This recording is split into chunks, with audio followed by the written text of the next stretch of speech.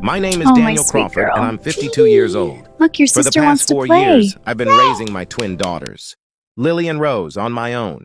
Their mother, my wife of 15 years, passed away from cancer when the girls were only 3.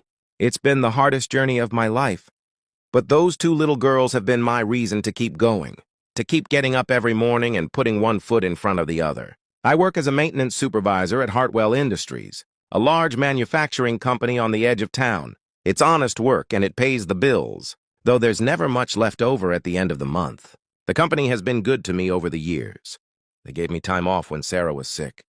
And they've been understanding when I've had to leave early for the girls, school events or doctor appointments. But finding reliable childcare has always been a struggle. My mother helps when she can, but she's 74 now and doesn't have the energy to keep up with 2 active 7-year-olds. I've tried several babysitters over the years. Some were kind but unreliable. Others were punctual but seemed more interested in their phones than in my daughters. I needed someone who would actually care about Lily and Rose, not just watch the clock until I got home. That's why I was so relieved when I found the posting on the community board at the local coffee shop. It was handwritten on a simple index card. Experienced with children, patient and caring, references available, reasonable rates. There was a phone number and a name, Sophie Mitchell. I called that evening after putting the girls to bed. A young woman answered, her voice warm and friendly. She sounded educated, articulate. We talked for nearly half an hour. She asked thoughtful questions about the girls, their interests, their routines. She didn't just ask about pay and hours like most of the others had. She seemed genuinely interested in getting to know my family. I love working with children, Sophie said. There's something pure about their view of the world. They remind us what really matters in life. We arranged to meet the following Saturday morning at my house so she could meet Lily and Rose. I warned her that they could be shy at first, especially with new people. They'd been through so much loss already, and they were cautious about letting new people into their lives. When Sophie arrived that Saturday, I opened the door to find a young woman in her late 20s with shoulder length, blonde hair pulled back in a simple ponytail. She wore jeans and a plain cream-colored sweater, no jewelry except for small stud earrings. She carried a canvas bag over her shoulder and had the warmest smile I'd seen in a long time. "You must be Daniel," she said, extending her hand. "I'm Sophie." There was something about her that immediately put me at ease. Maybe it was the kindness in her eyes, or the way she didn't seem rushed or distracted. She was fully present, which was rare these days. The girls were playing with their dolls in the living room when we walked in. They looked up cautiously at the stranger in their home. "Lily, Rose, this is Sophie," I said gently. "She might be helping to take care of you sometimes when Daddy has to work." Sophie didn't rush toward them or try to force interaction. Instead, she sat down on the floor at a respectful distance and opened her canvas bag. "I hope it's okay," she said, glancing at me, "but I brought some art supplies. I thought maybe we could draw together if the girls wanted to." Lily, always the braver of the 2, edged closer. "What kind of art supplies?"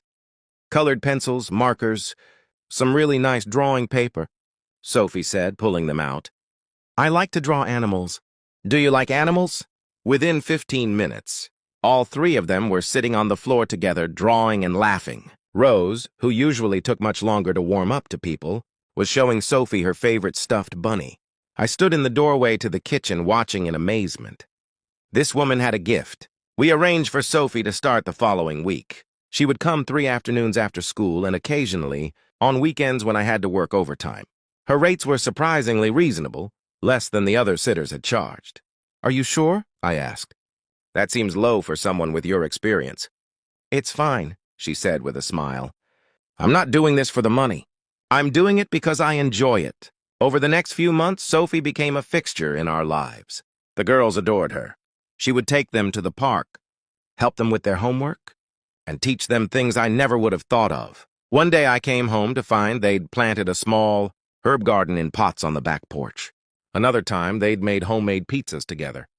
And the kitchen was covered in flour, but the girls were beaming with pride. Sophie never complained about the mess or the work. She cleaned up after their activities and always had dinner started by the time I got home. She asked me about my day and listened when I talked about the challenges at work. It had been a long time since I'd had another adult to talk to like that. One evening, about 3 months after Sophie started, I got called in for an emergency at work. A major piece of equipment had broken down and they needed me right away. I called Sophie in a panic. "I know it's late notice," I said, "but could you possibly stay with the girls overnight? I'll pay you double. I just don't have anyone else I can call." "Of course," she said without hesitation. "Don't worry about anything. The girls and I will be just fine." When I got home the next morning, exhausted and covered in grease, I found Sophie making pancakes while the girls set the table. They'd had what they described as the best sleepover ever. Sophie had let them stay up a little late to watch a movie, had made popcorn, and had painted their nails in the morning. "Thank you," I said, and I meant it from the bottom of my heart. "You're a lifesaver, Sophie." She just smiled. "They're wonderful girls, Daniel." "It's my pleasure." But something was nagging at me. I couldn't quite put my finger on it. Sophie was too good to be true in some ways. She never talked about herself much. When I asked about her family or her background, she would deflect or change the subject. She drove a fairly new car, which seemed odd for someone working as a part-time babysitter. And there was something refined about her, a certain Polish that didn't quite fit with her simple clothes and modest lifestyle. Then came the day that changed everything. It was a Tuesday afternoon, and I'd been called to the main office building for a mandatory safety meeting. I didn't often go to that part of the company. My work was usually in the plant itself, in the machinery and equipment. The executive offices were like a different world, all polished floors and expensive furniture. As I was leaving the meeting, I nearly collided with someone in the hallway. I looked up to apologize and froze. It was Sophie. But it wasn't Sophie as I knew her. This woman wore an elegant navy blue dress and heels. Her hair was professionally styled. She carried a leather briefcase and was surrounded by 3 people in business suits, who were clearly waiting on her every word. Our eyes met, and I saw shock register on her face, quickly followed by something that looked like resignation. "Daniel," she said quietly. "Sophie?" I couldn't process what I was seeing. "What are you doing here?" One of the men with her spoke up. "Ms. Hartwell has a meeting with the board in 5 minutes. "Ms. Hartwell." The name hit me, like a physical blow. Hartwell, as in Hartwell Industries, as in the company that employed me, the company that had been in the Hartwell family for 3 generations. "You're—" I couldn't finish the sentence. Sophie, or whoever she really was, turned to her companions. "Give me a few minutes, please." It wasn't a request. They immediately stepped away. She touched my arm gently. "Can we talk? Privately?"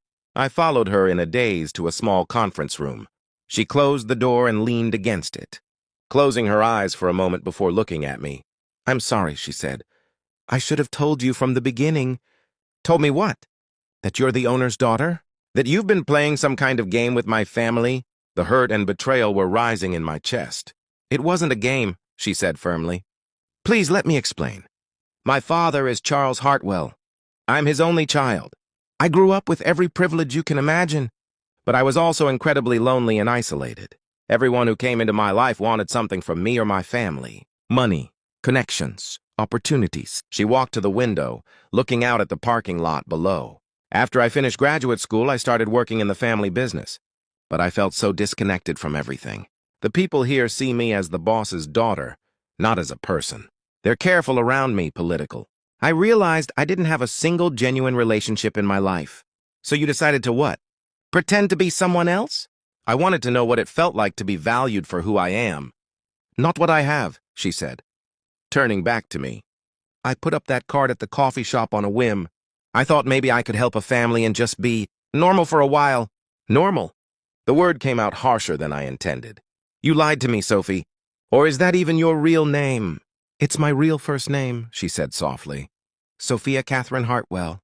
I've always gone by Sophie with friends." "Friends?" I repeated bitterly. "Is that what we are? Did you think this was funny? The single dad struggling to make ends meet, working for your family's company, and you're playing babysitter? No!" She stepped toward me, her eyes filling with tears. "Daniel, please listen to me. When I met you and the girls, something changed. I wasn't pretending anymore.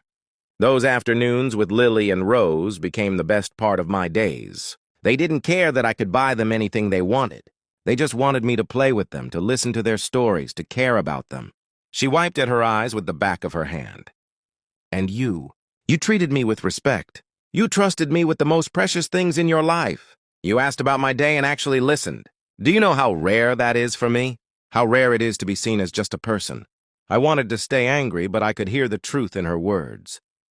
I thought about the past 3 months, about how natural Sophie had felt in our lives, how the girls had blossomed under her care, how I'd found myself looking forward to seeing her, to those brief conversations when I came home from work. Why didn't you tell me? I asked, my anger fading into hurt. At some point, you must have known this couldn't last. I know, she said. I was selfish. I didn't want it to end. I didn't want you to look at me differently, to start seeing me as the boss's daughter instead of just Sophie. I knew once you found out, everything would change. You're right about that, I said. Everything has changed? She nodded, looking down at her expensive shoes. I understand. I'll arrange for a proper babysitter for the girls. Someone vetted and professional. I'll make sure you have the best care available, and I won't charge you anything. Stop, I interrupted. Just stop. This isn't about money or arrangements. Then what is it about? I took a deep breath, trying to organize my thoughts. It's about trust, Sophie. My girls have been through so much. They lost their mother. They've had people come and go from their lives, and they fell in love with you. Do you understand that? They talk about you constantly. Rose told her teacher you're like a fairy godmother. Lily said you're the best friend she's ever had. Sophie's face crumpled. I never wanted to hurt them, or you. I know, I said, and I meant it. Despite everything, I believed her. But you did. And now I have to figure out how to explain this to 2 7-year-old girls who don't understand why the person they've come to depend on has to leave. Does she have to leave? The voice came from the doorway. We both turned to see an elderly man standing there in an impeccable suit. He had Sophie's eyes and her determined chin. Charles Hartwell. Daddy, Sophie said, surprised. What are you doing here?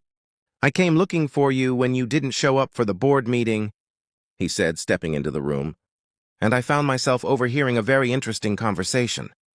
He looked at me with keen intelligence. You're Daniel Crawford. You've worked in our maintenance department for what, 15 years? 16, I said automatically. Your supervisors speak very highly of you. Reliable, skilled, honest. He turned to his daughter. Is all of this true, Sophia? You've been working as this man's babysitter? Yes, she said, lifting her chin. And I'm not sorry I did it. To my surprise, Charles Hartwell smiled. Good. It's about time you did something real, with your life instead of sitting in boardrooms, pretending to care about profit margins. Sophie looked as shocked as I felt. You're not angry? Angry? My dear girl, I'm relieved. Your mother, God rest her soul, worried constantly that we'd raised you in a bubble. She always said you needed to see how real people lived, to understand what actually matters in life. He looked at me again. May I ask you something, Mr. Crawford? Daniel, I said. And yes, sir. Did you know who my daughter was when you hired her? No, sir. I had no idea. And when you found out just now, what was your first concern? I thought about it. How it would affect my daughters. Whether they'd understand. Whether they'd be hurt. Charles nodded approvingly. Not your job, not what people might think, not what advantage you might gain. Your children. He turned back to Sophie. This is a good man, Sophia. The kind of man your mother always hoped you'd find. Don't let him walk away because of pride or fear. Daddy, Sophie protested, her cheeks flushing. But he held up a hand. I'm old enough to say what I think without worrying about being polite. Daniel, my daughter made a mistake in not being honest with you from the start. But from what I overheard, her heart was in the right place. She wanted to be valued for herself, not for her family name or wealth. Can you fault her for that? I thought about it, could I? Hadn't I been valued the same way by Sophie? She hadn't cared that I drove an old truck or that I sometimes wore the same jeans 3 days in a row because I hadn't had time to do laundry. She'd seen me as a good father, a decent person. She'd given me the same gift she'd been seeking, genuine acceptance. No, I said finally. I can't fault her for that. Then perhaps, Charles said gently, you two can figure out a way forward.